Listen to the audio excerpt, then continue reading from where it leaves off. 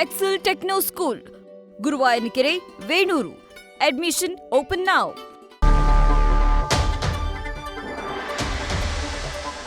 High command green signal ಕೊಟ್ಟಿದೆ, ಬಹಳ ಸಂತೋಷ. ಈ ರೀತಿಯಾಗಿ ಡಾಕ್ಟರ್ ಜಿ ಪರಮೇಶ್ವರ್ ಕೂಡ ಯತೀಂದ್ರ ಸಿದ್ದರಾಮಯ್ಯನವರ ಹೇಳಿಕೆಗೆ ರಿಯಾಕ್ಷನ್ ಕೊಟ್ಟಿದ್ದಾರೆ. ಕಾರ್ಯಕರ್ತರು ನನಗೆ, ಡಿಕೆಶಿಗೆ, ಸಿದ್ದರಾಮಯ್ಯವರನ್ನು ಇಷ್ಟಪಡ್ತಾರೆ. ಕಾರ್ಯಕರ್ತರು ಹೇಳಿದ ತಕ್ಷಣ ಯಾವುದೇ ಬದಲಾವಣೆ ಆಗಲ್ಲ. ಬದಲಾವಣೆ ಮಾಡುವಂಥದ್ದು ಯಾರು? ಹೈಕಮಾಂಡ್. ಹೈಕಮಾಂಡ್ ತೀರ್ಮಾನವನ್ನು ನಾವೆಲ್ಲರೂ ಕೂಡ ಒಪ್ತೇವೆ ಅಂತ ಗೃಹ ಸಚಿವರು ರಿಯಾಕ್ಷನ್ ಕೊಟ್ಟಿದ್ದಾರೆ. ಅದು ಅವರ ಅಪೇಕ್ಷೆ ಅದು, ಅದಕ್ಕೆ ನಾನು ಬೇಡ ಅಲ್ಲ. ಯತೀಂದ್ರ ಅವರು 5 ವರ್ಷ ನಮ್ಮ ತಂದೆಯ ಸಿಎಂ ಆಗಿ ಮುಂದುವರಿಸ್ತಾರೆ. ಕೆಲವರು ನಾಯಕರುಗಳು ಬದಲಾವಣೆ ಬಯಸಿದ್ರು, ಆದ್ರೆ ಹೈಕಮಾಂಡ್ ಒಪ್ಪಕ್ಕಿಲ್ಲ ಅಂತ. ಇದೆಲ್ಲ ನಾವ್ಯಾರು ತೀರ್ಮಾನ ಮಾಡಿ ಸರ್, ಅದಕ್ಕೆ ಅವರು ಯತೀಂದ್ರ ಅವರು ಹೇಳಿರೋದು ಹೈಕಮಾಂಡ್ ನಮಗೆ ಗ್ರೀನ್ ಸಿಗ್ನಲ್ ಕೊಟ್ಟಿದೆ. ಬಹಳ ಸಂತೋಷ. ಬದಲಾವಣೆ ಬಯಸಿದ್ರು. ನಮಗೆ ನೋಡಿ, ಒಂದು ಸ್ಥಿರವಾದ ಆಡಳಿತವನ್ನು ಕೊಡುವಂಥ ಸರ್ಕಾರ ಬೇಕು. ಅದನ್ನು ಸಿದ್ದರಾಮಯ್ಯನವರು ನಡೆಸ್ಕೊಂಡು ಬರ್ತಾ ಇದ್ದಾರೆ.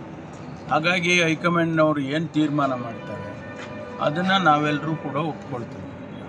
ಅಲ್ಲಿ ನನಗೆ ಇಷ್ಟಪಡ್ತಕ್ಕಂಥ ಜನ, ನಮ್ಮ ಕಾರ್ಯಕರ್ತರು, ನಮ್ಮ ಮುಖಂಡರುಗಳು ಹೌದಪ್ಪ ಪರಮೇಶ್ವರ್ ಮುಖ್ಯಮಂತ್ರಿ ಆಗಬೇಕು ಅಂತ ಹೇಳಿದ ಕ್ಷಣಕ್ಕೆ ಏನು ಬದಲಾವಣೆ ಆಗಿಬಿಡೋದಿಲ್ಲ. ಆದರೆ ಅವರ ಅಭಿಪ್ರಾಯಗಳನ್ನ ಅವ್ರು ಹೇಳ್ತಾ ಇರ್ತಾರೆ. ನಾನು ನೋಡಿದ್ದೇನೆ, ಕೆಲವು ಕಡೆ ಹೋದಾಗ ಶಿವಕುಮಾರ್ ಅವರು ಮುಖ್ಯಮಂತ್ರಿ ಆಗಬೇಕು ಅಂತಾರೆ, ಸಿದ್ದರಾಮಯ್ಯನವರು ಮುಂದುವರಿಬೇಕು ಅಂತಾರೆ.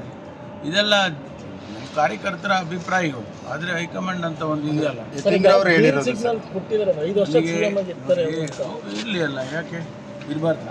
ಅಲ್ಲ, ನಿಮಗೆ ಆಸೆ ಇಲ್ವಾ ಸರ್? ಯಾರಿಗೆ? ನಿಮಗೆ ಸರ್. ನೋಡ್ರಿ, ನಾನು ಹೇಳ್ತಾ ಇದ್ದೀನಿಲ್ಲ, ಯಾವುದೇ ತೀರ್ಮಾನ ನಮ್ಮ ಹೈಕಮಾಂಡ್ನವರು ಮಾಡೋದು. ಅಂದ್ರೆ ಹೈಕಮಾಂಡ್ ಗ್ರೀನ್ ಸಿಗ್ನಲ್ ಕೊಟ್ಟಿದೆ ಅಂತ ಹೇಳ್ತೀವಿ. ಆಯ್ತಲ್ಲ, ಮುಗೀತಲ್ಲ ಅಲ್ಲಿ. ಅಲ್ಲ, ನಿಮಗೆ ಆಸೆ ಇಲ್ವಾ ಸರ್? ಅರೆ, ಆಸೆ ಪ್ರಶ್ನೆ ಬರೋದೇ ಇಲ್ಲ ಇಲ್ಲಿ. ಹೈಕಮಾಂಡ್ ಏನು ತೀರ್ಮಾನ, ನನ್ನ ವೈಯಕ್ತಿಕ ತೀರ್ಮಾನ, ನಮ್ಮ ಪಕ್ಷದ ಹೈಕಮಾಂಡಿನ ತೀರ್ಮಾನ. ಅವ್ರು ಏನು ಮಾಡ್ತಾರೋ ಅದಕ್ಕೆ ನಾವು ಬದ್ಧರಾಗಿರ್ತೀವಿ. ಸರ್, ಪವರ್ ಶೇರಿಂಗ್ ಅಂತ ಕೂಡ ಕೇಳಬಂದಿತ್ತು.